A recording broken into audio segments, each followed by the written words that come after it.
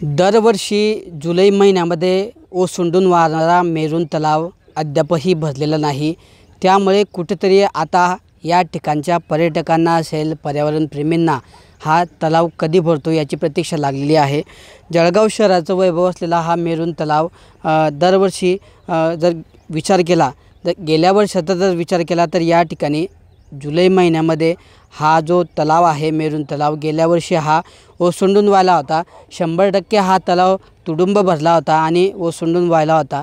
मात्र यंदा पावसाळ्याचे 2 महिने उलटले तरीही या ठिकाणी जे आहे तलावामध्ये पुरेसा पाणीसाठा या ठिकाणी पाहायला मिळत नाही।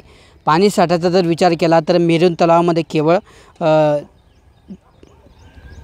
50%पेक्षाही कमी पाणीसाठा या ठिकाणी असल्याचे चित्र पाहायला मिळतं आहे।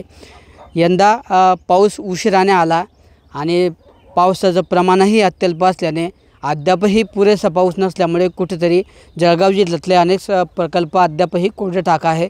तर दुसरीकडे मेरून तलावसुद्धा या ठिकाणी भरलेला नाही आहे। जळगाव शहराच्या मेरून तलावामध्ये कुठेतरी केवळ 50%च्या आसपास किंवा त्यापेक्षाही कमी हा जलसाठा या ठिकाणी पाहायला मिळतो आहे।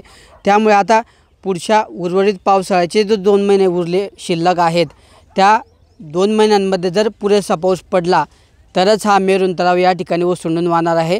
नाहीतर यंदा जे आहे निसर्गप्रेमींची निराशा होण्याचं चित्र या ठिकाणी पाहायला मिळतं आहे। त्यामुळे कधी हा तलाव भरतो याकडेच जळगाव शहरातल्या पर्यटकांसह पर्यावरणप्रेमींचं लक्ष लागलेलं आहे।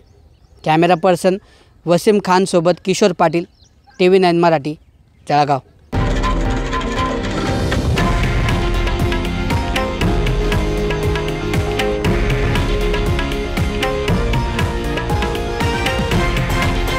हे आहे देशातील नंबर 1 न्यूज नेटवर्क आणि आपण पाहत आहात TV9 मराठी, एकमेव।